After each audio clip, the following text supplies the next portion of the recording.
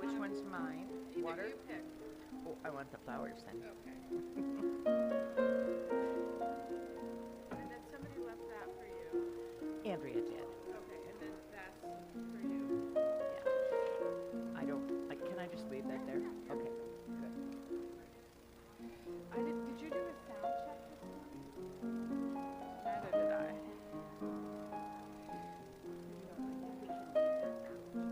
Yeah, okay. Oh, sure. There's Hannah, except Hannah has to put this on you on here. Yay, thank you. I was just saying to Ellen, I think we can make Yeah. so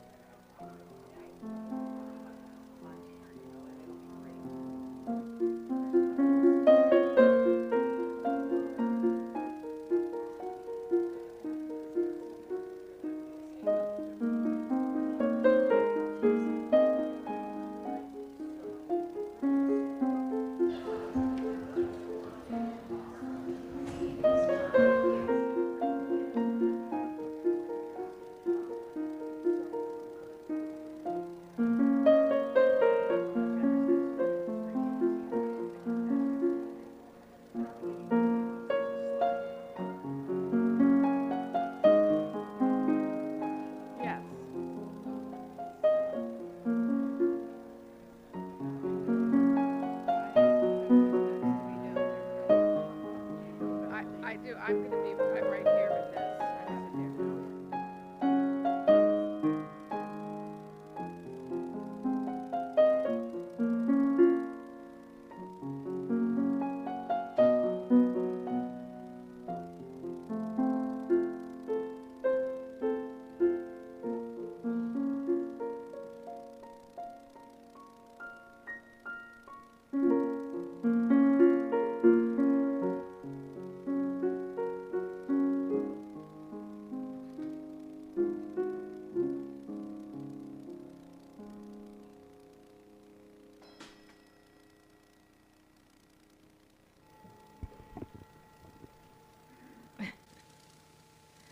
Good.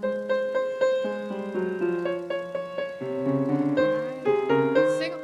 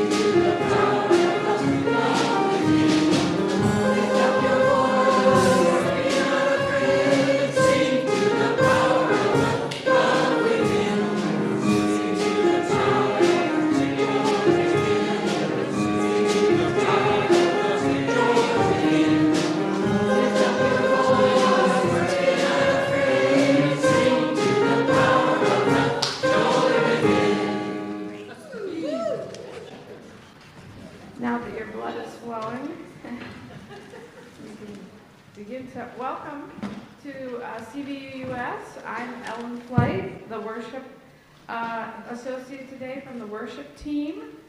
And I welcome those of you who braved the roads this morning and made it. Thankfully, the snow stuff, but it's so beautiful outside. Just the right height now, I think. Although there's a huge plow pile in my neighborhood that the kids will attack this afternoon, I'm sure. That's so fun. So I welcome those of you who are here in the sanctuary, those of you online. I know that I heard yesterday that someone checks in from Michigan. She's a former member, and the sustenance we can provide for her is great, and so we welcome you, and then those of you who might find us in the future when you're scanning our website. We recognize that CVUUS gathers on the unceded land of the Western Abenaki people. We respect their spiritual relationship to the land, and we hope to learn from them how we can live together in balance with the earth. A bit of information for those of you present in the sanctuary today. We have hearing assistants at the back. And if you look on the back of your order of service, you'll see a series of announcements, and the first one tells you 3 different ways you can get in touch with us. So rather than me tell you that, I'm going to let you read that information. This morning's service is led by Reverend Tricia Hart, one of our 2 interim ministers. And this morning we'll be discussing the topic, Deepening Our Roots and Spreading Wings, which is related to the theme of this year's Roots and Wings campaign to shape our future. I'm very excited because, for me, I love raising money with all of you here at CVUUS. It's kind of perfect. We didn't plan that I would be the worship associate, but it works out that way. And that's the case if it's an annual fund or a special capital campaign. We have a great team that's been working for several months to plan and start executing our efforts as a congregation, and you'll meet many of them later in the service. Several years ago, on an earlier fundraising effort, I was given a gift by Abby Sessions, who had found this hat at a garage sale. That's why I actually have it. So I'm delighted. If you can't see it, it has dollar signs all over it. I love it. And if it didn't pinch my head so much, I might leave it on the rest of the morning. But maybe we'll just put it there. Yes. I did wear green today for the campaign. I'd like to have all the details down. As you know, you may know, after the service day, we will be having a special luncheon as part of the kickoff for our campaign. The meal will feature both roots and wings. The root vegetable dishes that some of you have prepared, along with carrot cake, root beer, and turkey wings from Stonewood Farm, prepared by Alan Moore, our local turkey farm.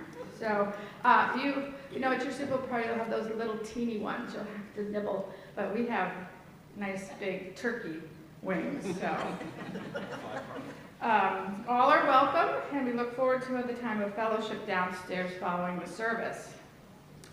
Now, before I start, I have a special announcement, and I wonder if any of you can tell me what these items have in common. This is a fuzzy, pink, and most comfortable. Yes, back there. Say what?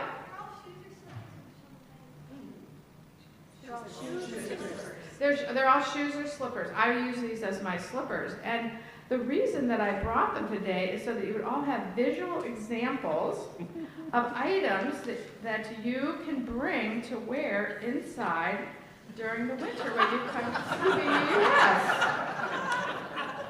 This will help preserve our beautiful floors, which, by the way, were made possible by a special fundraising effort as we completed construction of this building.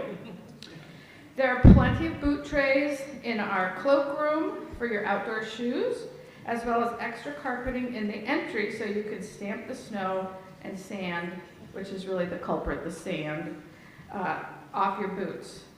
Some towels were brought to wipe off your shoes, or maybe after the service, if today, when you get a bye today, because I make an announcement now, but if you can kind of wipe up the floor around your area if you left a little puddle. We want to thank the group of folks who helped clean the floors and stairs after a large event that was held last week when lots of debris was brought in with them. So when we work together and remember to bring our indoor footwear and remind our guests to stamp off their outdoor footwear, we all help to preserve the beautiful floors which we have carefully invested in over the years. This is a place of increasingly valued by the wider community as a meeting and performance space. And in fact, in preparing for the capital campaign, you'll get this, this is just a little teaser, you're going to get this very cool brochure. 44 individual organizations used our space in 2024 alone. So we are out there, and our CVUUS is a place increasingly valued by the wider community. And they choose to meet here to help us, it helps us further our values out in the world. And so that's an important, maintaining ourselves as a beautiful space for people to have significant events is important to us. So you all can pitch in and do that. And I know from my years of experience here that when we all do it together, we're very successful. So thank you. And now if you will join me in the chalice lighting.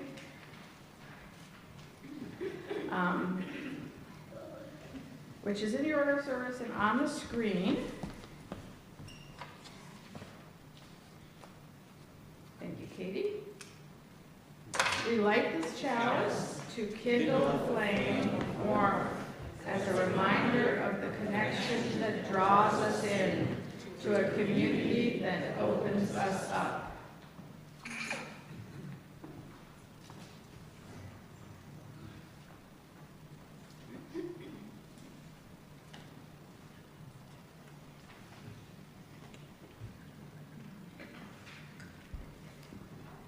Good morning. Good morning. I'm Tricia Hart. I'm one of the co-interim ministers.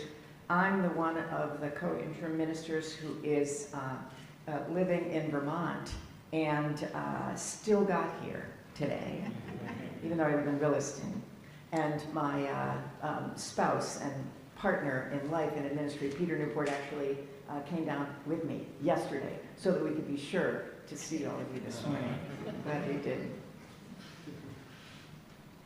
The call to worship this morning was written a number of years ago by a woman named Betty Bobo Seiden. This is Black History Month. And Betty was a lay person. She died last year. She was a lay person and a very active member of our Unitarian Universalist congregation in Oakland, California. And she delivered this message, these opening words at service they were having a number of years ago, talking about our work to be a religious community that cares about justice and inclusion. And she called it What We've Started. We are here today because we want our religious journey to include more than one holy land, more than one vision, more than one scripture. We sing praises in many styles and in many languages. We make a joyful noise unto whomever nourishes and sustains all life. When we look around us here today, we see the beauty of diversity, people of various sizes and shapes, heads of different colors and textures. We see an age span of several generations. We are aware of personality differences, of differences in perspective, of ancestors who represent every continent in the world. Come, let us celebrate our diversity. Come, let us worship together. Our opening hymn today is a song that I think a number of you know. It's called Spirit of Life. Actually, I would like, well, all right, put your hand up if you know Spirit of Life. Leave your hand up if you know all the words and you don't even need to look in the hymnal. Oh, okay, not everybody. Please be willing to put your hand up if you actually don't know this song. Thank you, thank you. It is part of our diversity. And it's important not to assume that everybody already knows all the things that we know. Spirit of Life was written about 50 years ago by a remarkable woman named Carolyn McDade. has become something of an anthem of Unitarian Universalism, and lots of congregations sing it frequently. An article I read about it says that Spirit of Life touches what is central to our faith: compassion, justice, community, freedom, reverence for nature, and the mystery of life. So we can find this hymn finds common ground held by humanists and theists, pagans and Christians, Buddhists and Jews, gay and straight and trans among us. Carolyn McDade is not, and never has been, a Unitarian Universalist. She doesn't really like churches all that much. But she's been an activist since young adulthood and likes groups of people, especially groups of women who sing together. She's been involved in movements since the 1960s and 70s and since then. And she has told the story of how she wrote Spirit of Life. That story exists in many different forms, but the one that she apparently told is the one that I believe. She came home in the early 1980s. She'd been at a meeting at a college, maybe. She thinks that it was perhaps a meeting about Central American solidarity. She was exhausted. She walked into her house. She didn't turn any lights on. She found her piano in the dark and sat down and played this prayer, which is the song that has come down to us. And she says that the most important thing that she was praying in this song was, may I not drop out. May I find the strength to continue in faith. So I would invite you to sing Spirit of Life, rising in body or spirit, perhaps in that same prayerful message.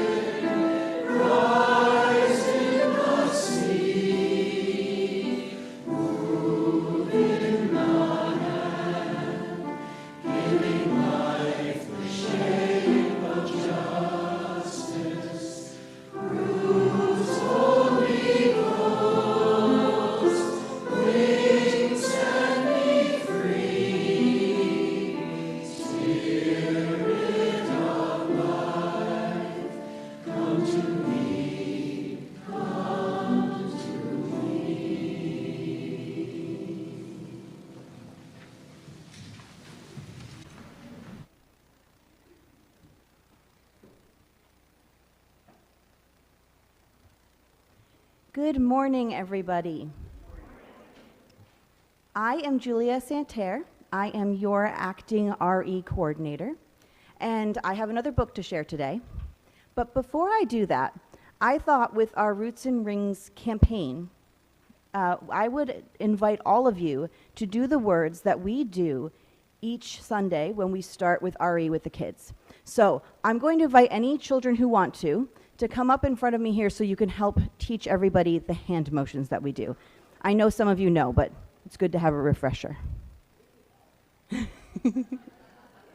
All right, got some volunteers. You guys can just come right up here. Come right up front. Come right up front where they can see you. Okay. So, okay, so we're going to do it with you. If you know it, you can do it with us. But we'll do it once, and then we'll all do it together. Okay, you ready? We are Unitarian Universalists. We are a church of open minds, loving hearts, and helping hands. Okay, now everybody together. The words may or may not be on the screen, but we can do it. Okay, ready? We are Unitarian Universalists. We are a church of open minds, loving hearts, and helping hands. And thank you to my helpers. Okay. The book I have for you today is kind of Valentine's themed, but also I'm wondering if you can think to yourself while I'm reading it why I might have thought this was a good choice for a Unitarian Universalist service. Okay. It is called Plant a Kiss, and it is by Amy Krause Rosenthal and illustrated by Peter H. Reynolds. It goes like this. Little Miss planted a kiss. Planted a kiss. Planted a kiss. Sunshine, water, greet. Repeat. Wait and wait. Getting late. Doubt. Pout. Sprout. Shout, shout. Gather about. Wow, how? What now? Stare and stare.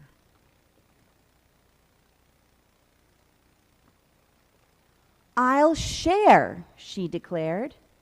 Don't you dare. It's far too rare. It'll go bare. She didn't care. From there, everywhere. To and fro, high and low, rain or snow, with a bow. Alas, time to go. So she returned, and there she learned from one little kiss, endless bliss.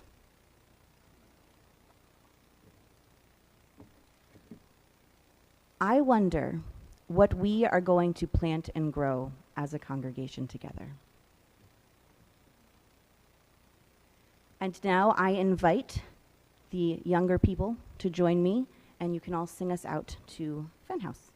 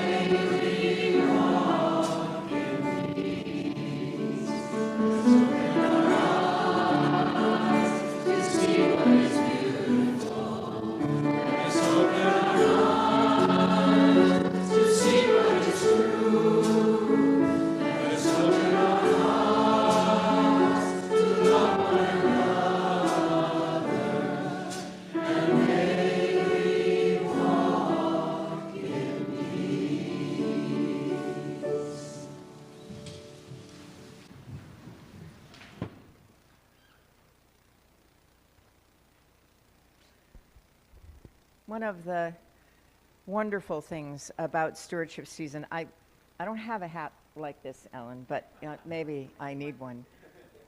One of the wonderful things is the tradition of asking different members of the congregation to speak, to deliver a testimonial, to talk about why a particular congregation matters to them and why they think that we should all support the capital campaign, the campaign that's coming up. So Hannah Sessions has just, you probably didn't notice her, coming up the ramp here. She's very petite and very subtle, and it's some of what I love about you, Hannah. Hannah was a kid in this congregation when it first started. She wasn't born into this congregation, but pretty close.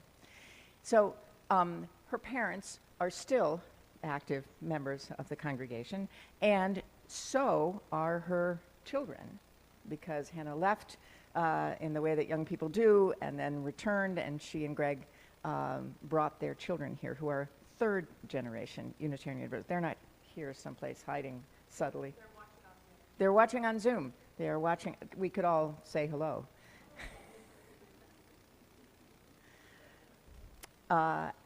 We asked Hannah to do the first of these testimonials during this campaign, in part because she's currently the president of the congregation, and I'm not sure whether I've told you this, but I worked on my first capital campaign in a congregation where I had just been elected president, so I kind of understand that role, and I am delighted and grateful to you for your words today.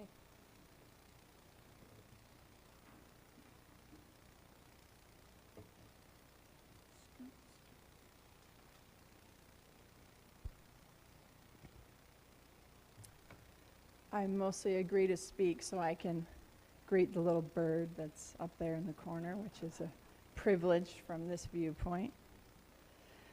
I'm honored to be the kickoff testimonial of the Roots and Wings campaign. Thank you for asking me. I hope that everyone will take some time during this campaign to think of a memory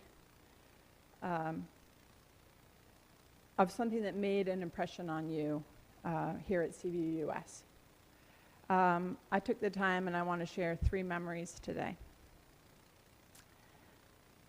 It's 1990-ish.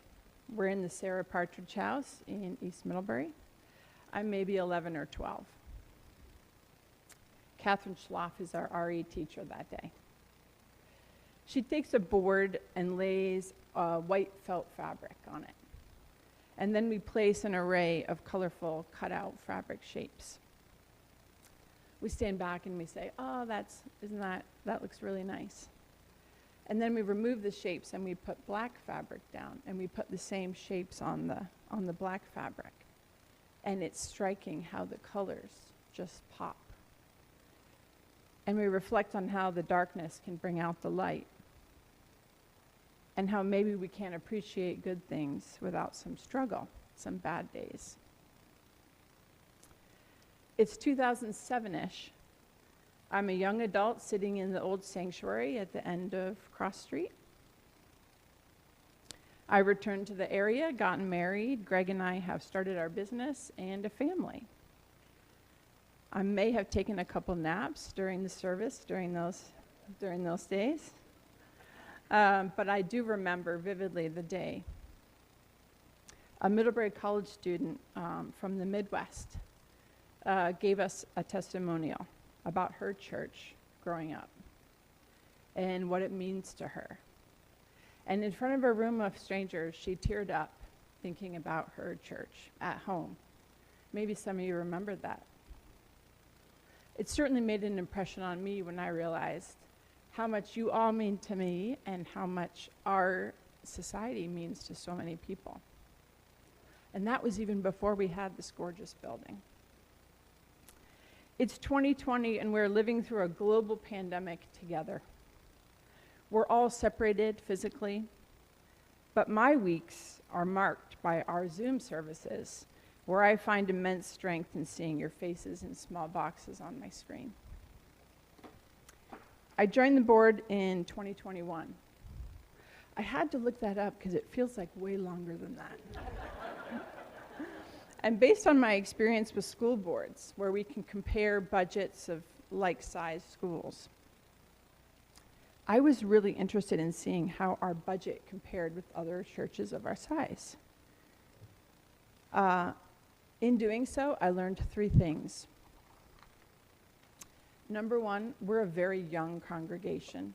At that point, we didn't have an endowment fund, but we do have one now. We're also an incredibly generous congregation. Our annual pledge drive nets way more than most congregations of our size. We're also an extremely active congregation. The third thing I noticed is that no other congregation had, again, because we're so young, such a large portion of their budget going towards a mortgage payment. With our fixed interest rate due to sunset, I will admit to losing a little bit of sleep upon discovering this. I stand here as the first of the next generation of CVUUS. Can you see it on my shoulders? I want us to thrive going forward. It's an exciting and a daunting time. Besides paying for our roof and other critical infrastructure needs, it truly, truly warms my heart that paying off the mortgage is a goal of this campaign. We need our spiritual institutions more than ever, and we cannot know the effect that we have. Like our Midwestern friend whose heartstrings were tethered to her church, so do we have people all over the county, the state, the country, who think of us in happy and, more importantly, in really hard times.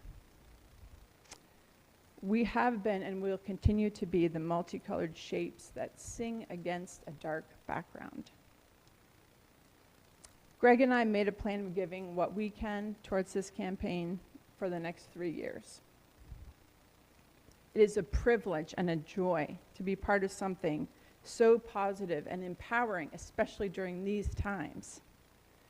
Because joy is the ultimate act of resistance.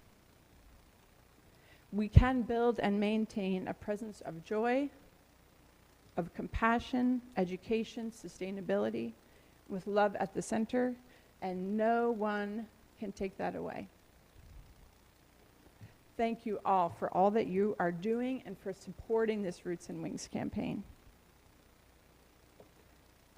And now, we will pass our weekly basket to share our weekly offering with our friends and neighbors at Turning Point of Addison County. And now I will remember to pull the step out for less altitudinally accomplished folks. Thank you, everyone.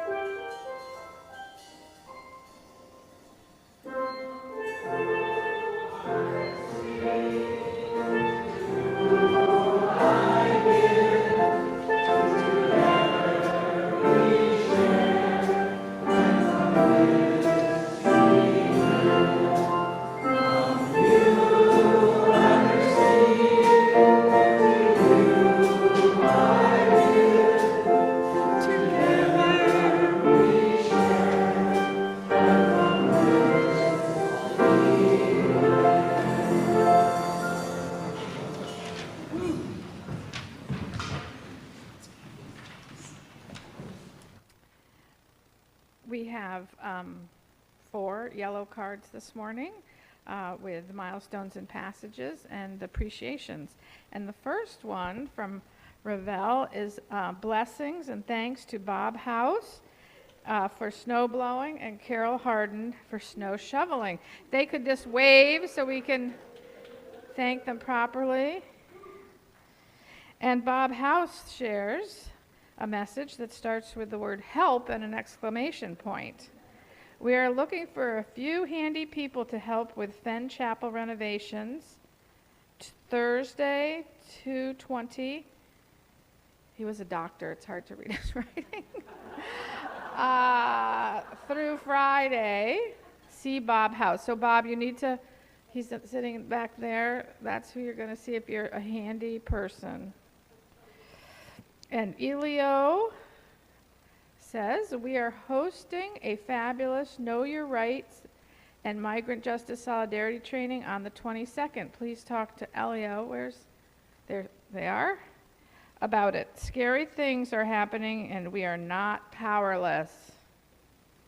And finally, Hannah Sessions shares, today is my dad's birthday. Bill Sessions is 78 years old. Woo! And he's there in the back. Happy birthday to you. Happy birthday to you. Happy birthday, dear Bill. Happy birthday to you.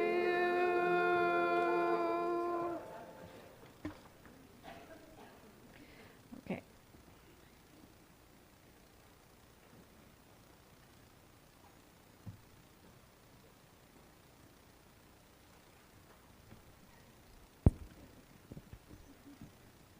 I would invite you all now into a few moments of reflection, of meditation, of prayer, however your tradition needs you to spend a minute.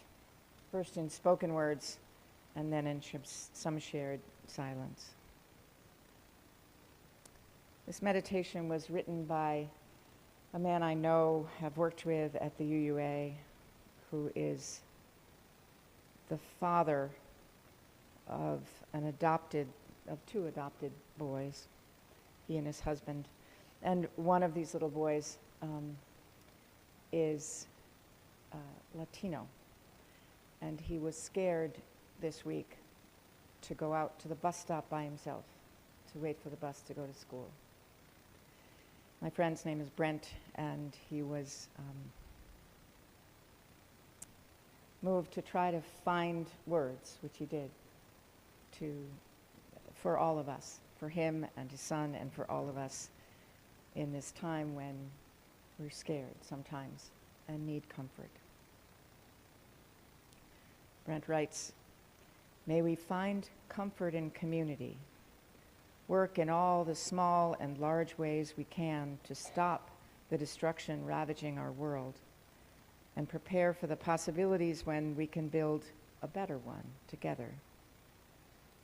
Let us not flee from grief, but allow our hearts to be broken open again and again, grieving for all that has already been lost and all that is threatened now. Spirit of transformation, may our hearts break open and stretch out to join with the hearts of others who yearn for a freer world. Each heart, a building block of a better society. Each life lived for hope and resistance, a prayer for a nobler world. Let us rest for a moment in the silence.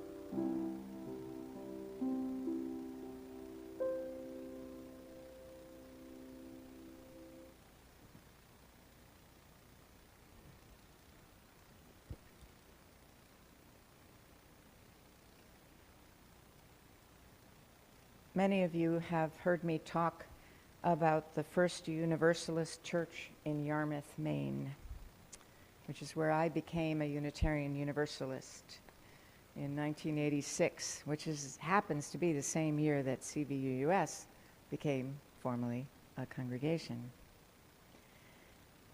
I've talked about it, but I'm not sure that I've told you what that congregation taught me about capital campaigns and why they matter. When my former husband and our 3 young children arrived, the Yarmouth church was a good place. And in a lot of ways, it was less than it might have been. I'm thinking that there were many families who, when they arrived with their children, might have been discouraged because there weren't really any rooms that belonged to the kids in that church, which was 150 years old, a little bit more than that. The spaces were all shared and crowded and old. The minister was not old. He was young, he was great, he was straight out of seminary, he was smart, he was funny. And he didn't really have an office. The office that existed, I guess it was the church office, was a room off the kitchen in the parsonage, which is where the minister lived.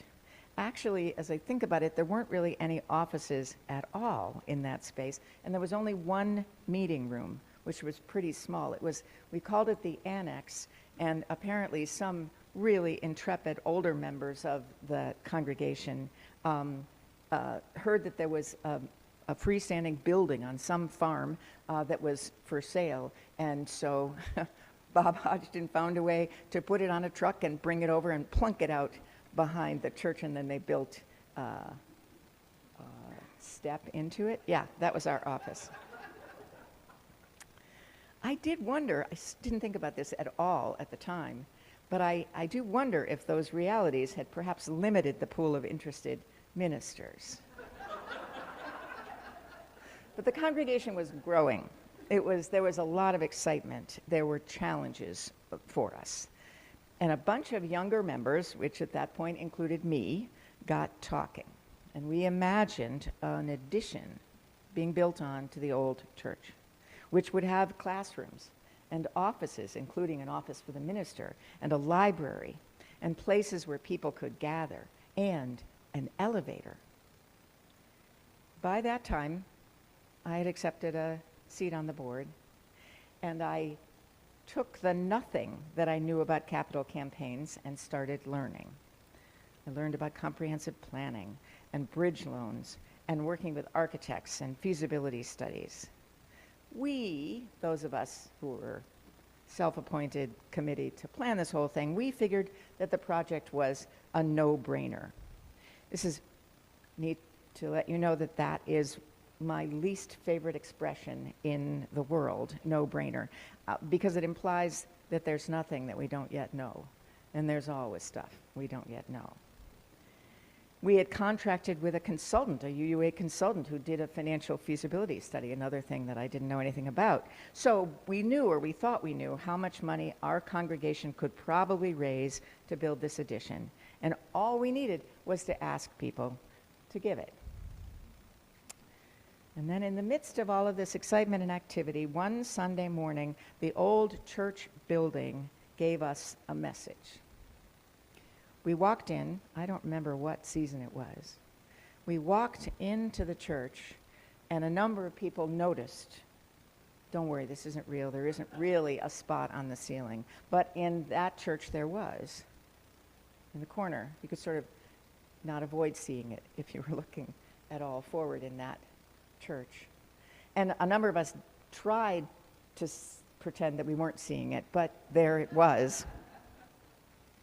And it turns out that there was indeed a leak, and it was complicated because in the steeple of that old church was a belfry, and there's a roof on a belfry. Did you know that? That's what protects the bell.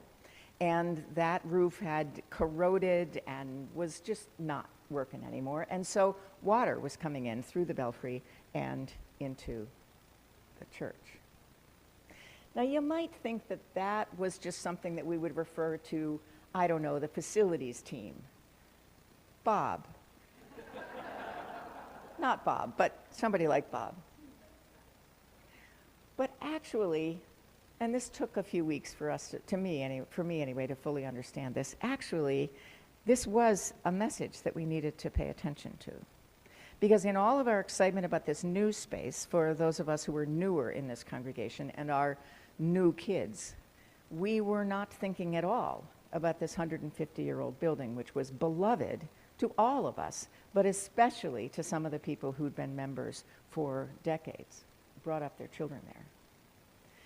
And maybe because it was Maine and because people didn't want to make trouble or something, all of our excitement about this new thing hadn't yet been met with hesitation, any active hesitation on the part of the rest of the congregation who actually, an elevator might have been nice, but they've been climbing those stairs for the other 80 years of their lives.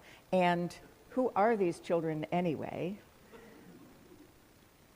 And what we realized, and this was a very good thing, what we realized is that the only way that we could succeed in this big project that we'd been imagining is if we found ways to actually include everybody and the whole building in our planning. We didn't know it before, I'm embarrassed to say, but we learned it then, and I really do think of it as the building sending us a subtle little message on the ceiling. So we changed everything. We changed the plan. We made the addition smaller. We moved the elevator. We did a bunch of things in the plan. The architect was on board, absolutely. And we also decided that the best order of events in those projects would start in the old building, would paint that sanctuary room, which my friend Peter Luton, the funny young minister, referred to privately anyway as mausoleum mauve. It's kind of that pink color that maybe reminds you of dead things. Anyway, it got painted. It's really a wonderful thing, and I left that congregation almost as the building was being finished, as I headed off to seminary. But I was there last August. I spent a day in that building, and it is amazing to see the spaces now well used that we had dreamed about 30 years ago. Oh, and I brought a little show and tell. So those of us who were part of that effort got little wooden blocks at the end of the campaign and a little, thank you thing on the plaque, and then miniature tools. I don't know where my wooden block is, and I don't have the plaque anymore, but I still have the miniature wrench, pliers that I have, yes. So I brought them today. I know that there are many of you, and you watching on Zoom, who could tell similar stories about how this building, sheltering us today, came to be, and how the congregation was changed by that experience. How many of you here, I wish we could see, but maybe you could put up your hands on Zoom, how many of you were actually involved in the process of imagining, raising money for, and making this building happen? Great. Thank you. Are there any hands up? Good. Mary says there are hands up. I'm sure there are. My ministry over the last 28 years has been almost exclusively with congregations like CVUUS who are in transition between settled ministers.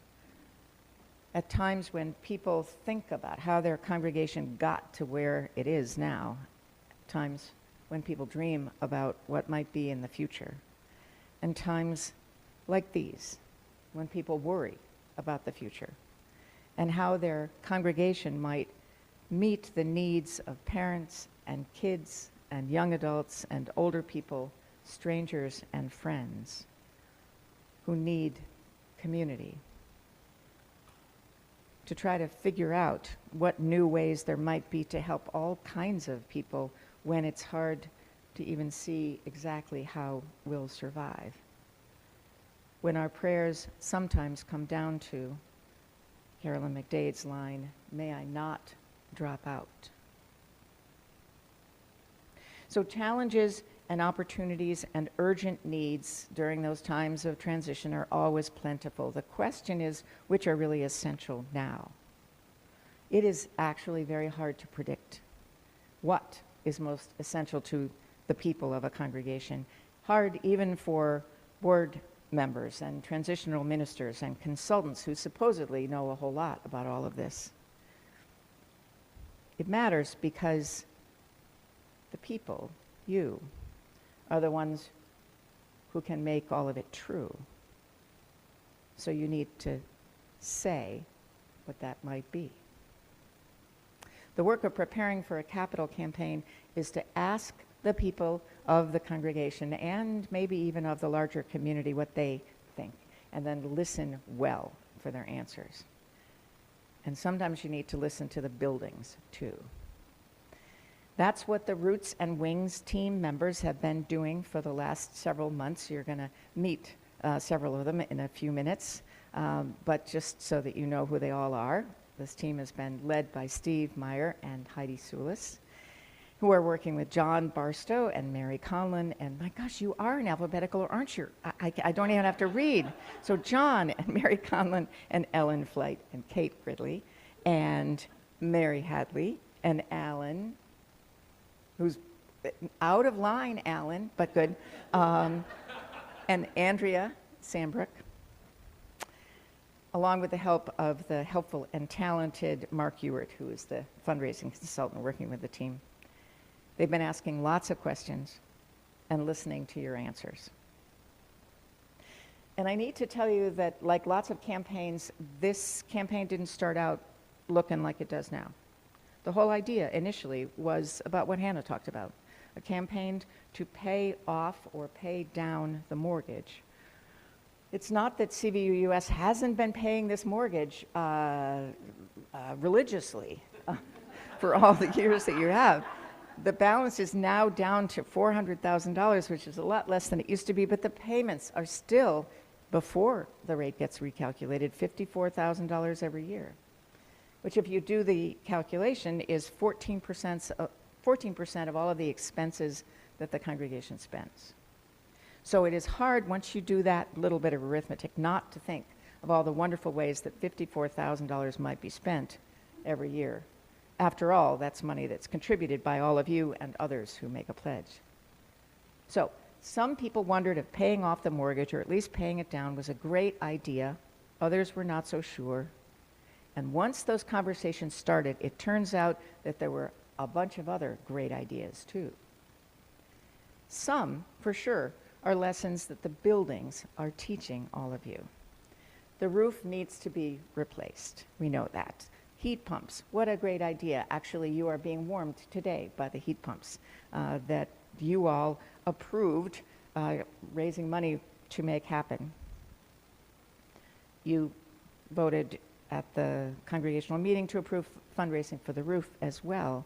But it turns out that those two projects, in fact, are not the only ones. The facilities team has a whole list of really important things that need to be fixed or replaced or improved in this building and in Fenn House, as you were just hearing, including fixing the floor, in Fenn Chapel, which is where the children gather every Sunday, and other groups during the week. So you could do all of those things, maybe, but just paying for them would empty out the building reserve fund, and there would be nothing left for the next urgent project that will arise. Okay. So pay off the mortgage, make it possible for CVUUS to continue being the busy, effective, inspirational congregation it already is, without cutting staff hours, including the ministers. You are now working with a 3/4 time ministry, if you may have forgotten, or without stressing everybody out with repeated appeals for more money. All right, so do that, and replenish the building reserve fund, which has probably never had quite enough money. Is that right, Mary? Like never, okay. So that the buildings can stay safe and clean and wonderful to welcome all of you and your friends and the hundreds of people in the community who come here to do their work, most of which, our UU values remind us, is essential. By the way, 44, Ellen, as soon as Laura made that list, she said, you know, I forgot 3. So it's at least 47. Many organizations meet here. Okay, 2 good ideas. And it turns out that people were also thinking about another aspect, another important aspect of this evolving congregation, specifically the social justice work that last year and this have grown to be very much essentially part of CVUUS's identity. It's always been true that individuals in this congregation have done justice work, but the congregation is owning some of it now and has a goal of becoming a true community of communities, welcoming and working with people, not typical Unitarian Universalists, but people whose humanity, as important as ours, is being marginalized, denigrated, is at risk in the larger community outside these doors. I'll just say that two programs that started this year as part of Tom Morgan's community ministry is the Queerly Beloved group that meets on Thursdays that we are raising money for this month, and even newer than that, foster family circles to give some support to those people, foster parents, and kids, foster kids, who don't necessarily have a way to get to know and support each other. Working to make the world more just is important. It's essential to many CVUUS people, but until now there has not been room for that work in the budget. So putting it into the plan of the church is not only a way of living our Unitarian Universalist values out loud, but it's important to the world, and not to mention restorative to our spirits. So 3 things to raise money for. The third, which is not just social justice, but has the wonderfully inspiring title of Seeding Strategic Initiatives for ideas that come up, which are not in the budget, which are important, which can't wait. So 3 parts: paying off the mortgage, making sure there's enough money to keep the buildings solid, and creating a fund which could fund new things. Here's a quote from the beautiful book that Ellen flashed that some of you have seen, but many of you are going to see soon, that the Roots and Wings team has created. The purpose of this Roots and Wings venture is to take us boldly into the future, because it is time to build on decades of commitment to our beloved community. Securing our roots is about strengthening our financial health in order to support the people and programs that can allow CVUUS to spread our wings into the future. Projects that will serve the current and future needs of people, programs, and infrastructure by maintaining what we've already built. So the cool idea is to boldly and efficiently run 2 campaigns simultaneously. One is the annual stewardship campaign, asking people to make a pledge to support the operating budget in the coming year, which starts July 1, and a second financial commitment for the Capital Roots and Wings project to fully maintain and sustain and improve the facilities, to replenish the building reserve, and establish a strategic initiatives fund. Here's how this works. Quickly, in case you don't know, every household will receive a call from a visiting steward. Hey, are there any visiting stewards here? So you might want to turn around and look at all the hands. There are 21 of them. Thank you all for doing that. You're going to get a call, if you're not a visiting steward yourself, you're going to get a call from a visiting steward to make a date for a conversation to talk about what inspires you here, and to talk about this campaign, and invite you to do 2 things at that conversation: to make a pledge for next year's budget and a financial commitment to support the building's financial health and energy. The goal of these visits is to simplify this process, but also make it more meaningful and actually fun. This is not about anything that's high pressure or uncomfortable.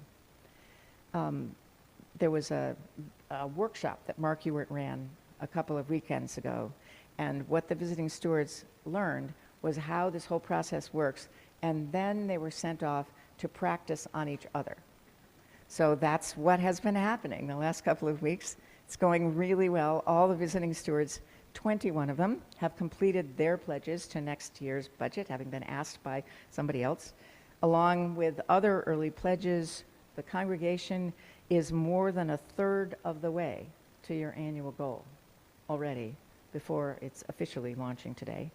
And commitments to the capital campaign, it's actually a little confusing because there's so much good stuff happening, so I don't even know what the full number is. Even if I wanted to tell you, I don't, but just know that it's ahead of projections.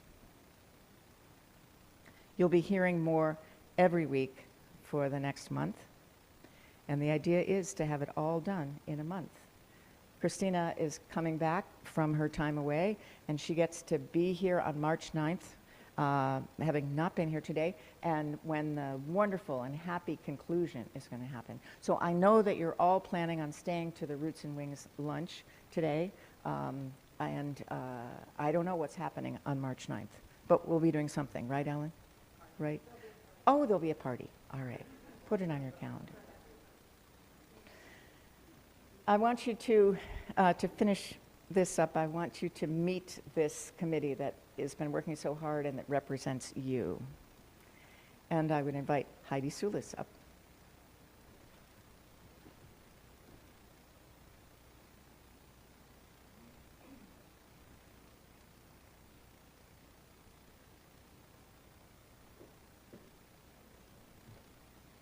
Good morning.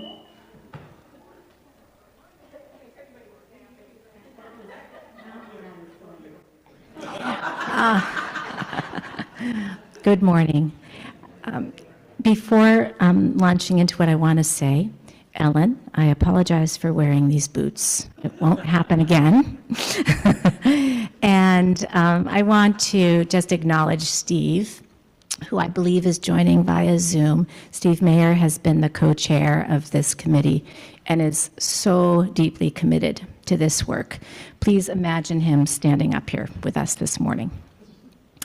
So I just want to say that as our team and a group of visiting stewards, we take this work very seriously. We are trying to have fun, but we understand both on a one-to-one basis as we call and ask to meet with you, and also in relationship to the congregation as a whole, that it's a privilege to walk into your home or invite you into our home and have these sensitive conversations that we will keep in confidence. So we thought it only appropriate to pledge our commitment and our integrity to this process through a covenant that we wrote. So it starts. What we know. The existence and health of our congregation depends solely on the generosity of congregants. Both generosity of time and treasure are necessary. Neither alone is sufficient. John. Thank you, Heidi. I can't resist just pointing out that Reverend Tricia is also a member of this team, a very active one. What we also know, the making and honoring of financial commitments is an expectation of membership. We each bring different hopes, fears, dreams, and values related to money. We also bring different levels of commitment and financial resources. These often change over time. Mary.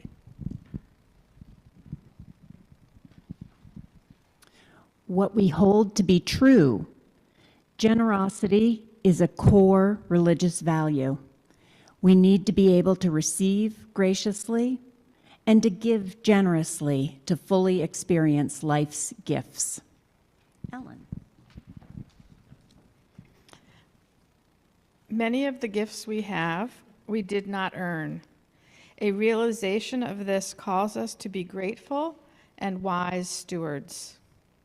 CVUUS plays a unique and precious role in our community, serving as a beacon of liberal religion.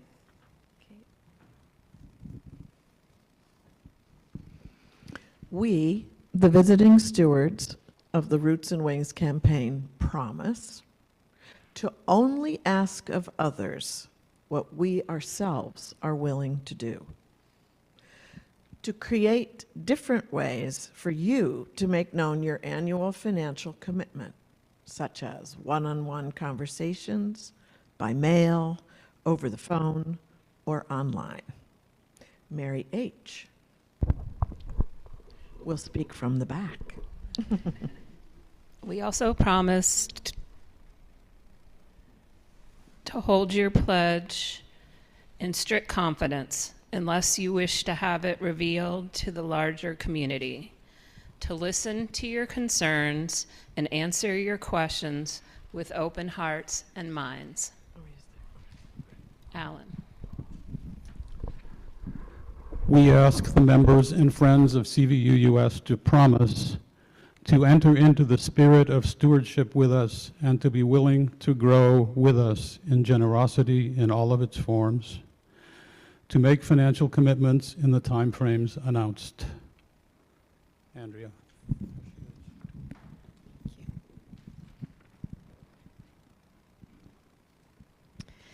To communicate questions or concerns that you may have about the process in a way that is direct and assumes good faith. May we all, one second. This is for everybody. When they say all, they mean all. Please join me in unison as we read what's on the screen. May we all be open to our own transformation and committed to CVUUS's mission and the vision of Unitarian Universalism. Thank you.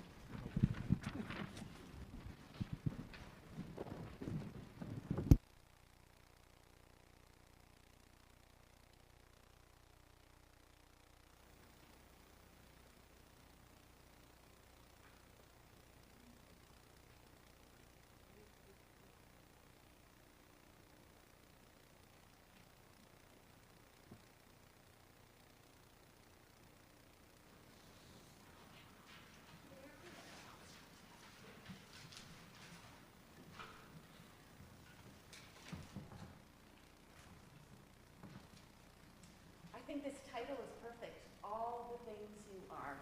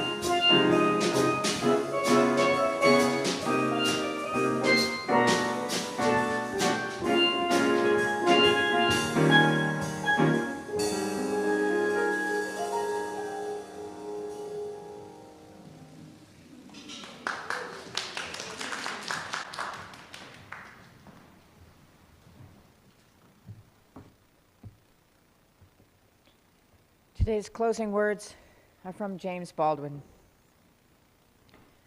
There is never time in the future in which we will work out our salvation. The challenge is in the moment.